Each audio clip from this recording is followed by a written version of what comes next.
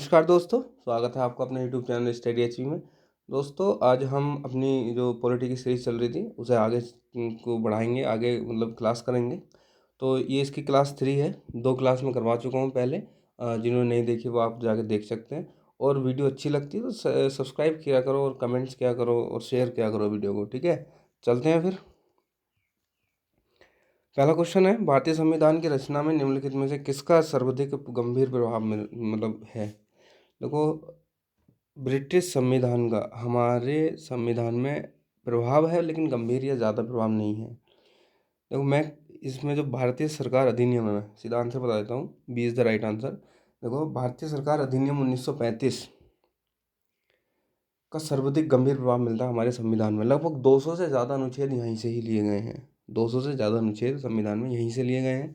इसमें तुम देख सकते हो अखिल भारतीय संघ की स्थापना देख सकते हो, केंद्र में द्वैध शासन और प्रांतों में स्वतंत्र शासन की स्थापना देख सकते हो।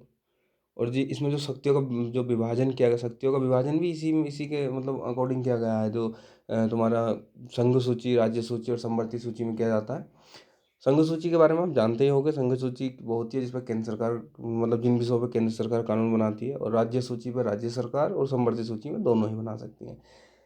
इसका एक मेन पॉइंट ये आता है कि राज्य के द्वारा बनाए हुए कानून मानने के लिए बाध्य नहीं है केंद्र सरकार, ठीक है? तो जैसे आरबीआई की स्थापना और संघीय न्यायालय की स्थापना वो इसी के अंतर्गत लगभग ये आती हैं, और 200 से ज़्यादा अनुच्छेद इस एक्ट के तहत भारतीय संविधान में शामिल किए गए हैं। तो B is the right answer. बाकी ब्रिटिश संविधान से क्या लिया गया है और अमेरिकी संविधान से क्या लिया गया है वो मैं पहले वीडियो में बता चुका हूँ। नेक्स्ट क्वेश्चन में चलेंगे। देखिएगा, संविधान सभा के अध्यक्ष कौन थे? संविधान सभा के अध्यक्ष कौन थे? तो मुझे बताएगा कोई? इसमें कंफ्यूज ये होता है कि बी आंसर लगाए जाते हैं। एक ड्राफ्टिंग कमेटी के अध्यक्ष थे, चेयरमैन थे ड्राफ्टिंग कमेटी के। कितने सदस्य थे ड्राफ्ट कमेटी में? 7 सदस्य थे। वो मैं बता चुका हूँ कौन कौन थे। इनमें से डीपी खेतान एक थे, मैं आपसे बता चुका हूँ। तो संविधान सभा के अध्यक्ष, देखो मैं आपसे बताता हूँ, संविधान सभा की बैठक हुई थी 9 दिसंबर 1946।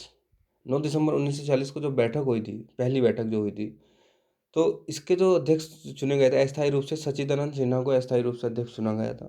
लेकिन 11 दिसंबर 1946 को डॉक्टर राजेंद्र प्रसाद को स्थायी सदस्य के रूप में चुन लिया गया था। तो वो इसका जो आंसर होगा, A is the right answer. संविधान सभा के अध्यक्ष डॉक्टर राजेंद्र प्रसाद थे। नेक्स्ट क्वेश्चन में चलेंगे। निम्न में से कौन प्रारूप समिति के सदस्य नहीं थे? देखो, मैं पिछली वीडियो में बता चुका हूँ कौन सदस्य थे। 7 सदस्य थे, सबके नाम मैं बता चुका हूँ, आप जाके देख सकते हैं। तो सिंपल है, प्रारूप समिति के सदस्य कौन नहीं थे? राजेंद्र प्रसाद ही नहीं थे। प्रारूप समिति के सदस्य राजेंद्र प्रसाद नहीं थे, मैं बता चुका हूँ। ये अध्यक्ष थे, संविधान सभा के अध्यक्ष थे, ठीक है? तो option C is the right answer. बाकी DP Khetan, B R Ambedkar तो तुम जानते ही हो। अलादी कृष्ण स्वामी अय्यर भी एक सदस्य रहे थे प्रारूप समिति के, ठीक है? तो option C is the right answer. Next question पे चलेंगे।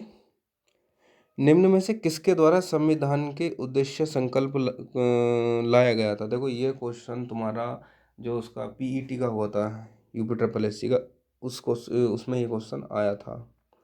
उसमें क्वेश्चन आया था और उसमें शायद घुमा के थोड़ा पूछा गया था, मुझे ध्यान नहीं आ रहा, लेकिन इसी से रिलेटेड ये क्वेश्चन आया था पीईटी में।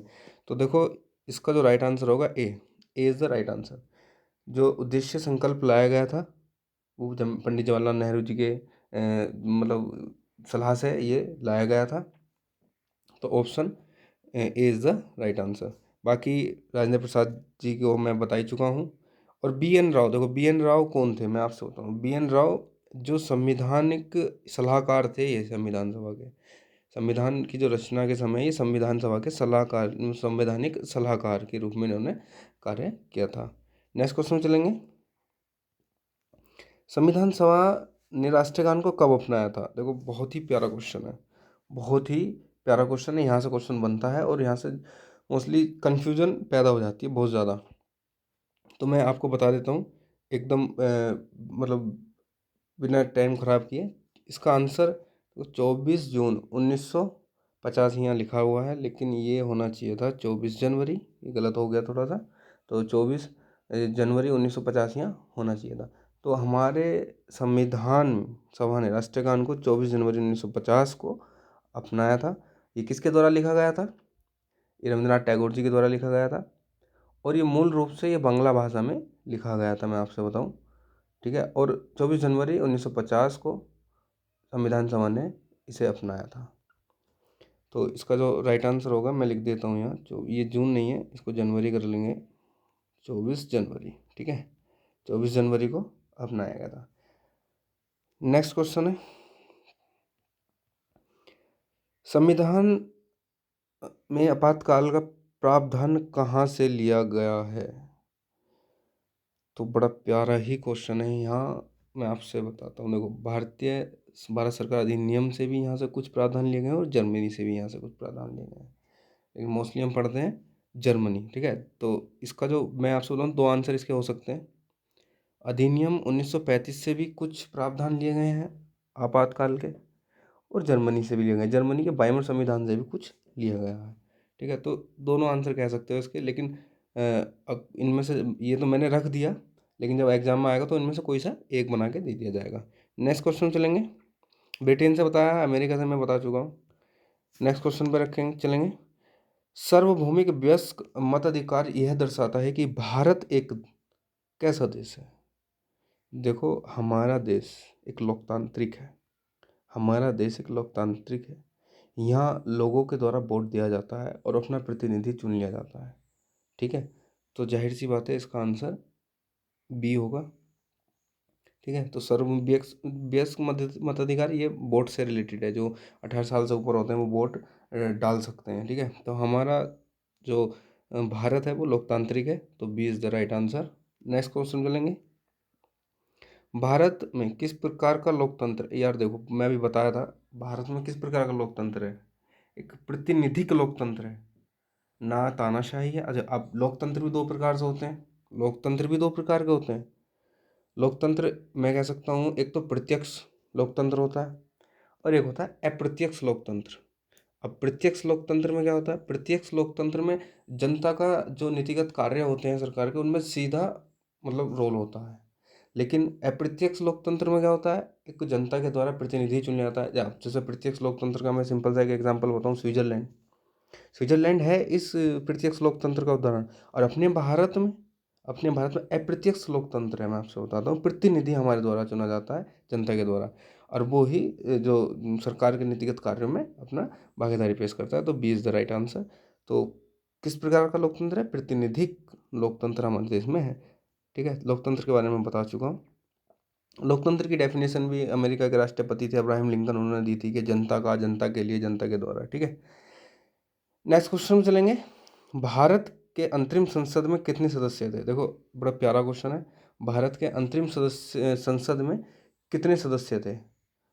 तो 316 बिल्कुल नहीं थे, 318 भी नहीं थे, 313 भी नहीं थे। देखो, 396 ये सदस्य थे, सॉरी 296, 396 याद आ रहा, 296 अंतरिम संसद के संसद में सदस्य थे, ठीक है। तो B is the right answer. Next question में चलेंगे, भारत के संविधान का निर्माता किसे कहा जाता है? ये बहुत ही प्यारा क्वेश्चन है, और इसका जवाब आप कमेंट बॉक्स में लिखोगे, ठीक है। इसका जवाब आप कमेंट बॉक्स में लिखोगे कि कौन सा इनमें से राइट आंसर होगा, महात्मा गांधी होगा, या जवाहरलाल नेहरू होगा, या बी आर अम्बेडकर होगा, बी एन राव होगा। बी एन राव के बारे में बता चुका हूँ, ठीक है। तो बी एन राव होगा, या कौन सा इसमें आंसर होगा?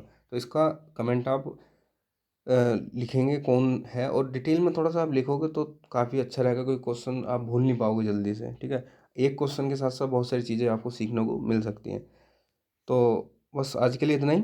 वीडियो अच्छी लगी हो तो लाइक करें, शेयर करें, सब्सक्राइब करें, शेयर करें, और दोस्तों मतलब सपोर्ट करें यार, मतलब अच्छा लगा जितने भी मतलब लोग ने मुझे सपोर्ट किया, लेकिन और ज़्यादा सपोर्ट करें तो मुझे बहुत अच्छा लगेगा, और मैं इसी तरीके की वीडियो लाता रहूँगा। तो बस आज के लिए इतना ही। जय हिंद, जय भारत।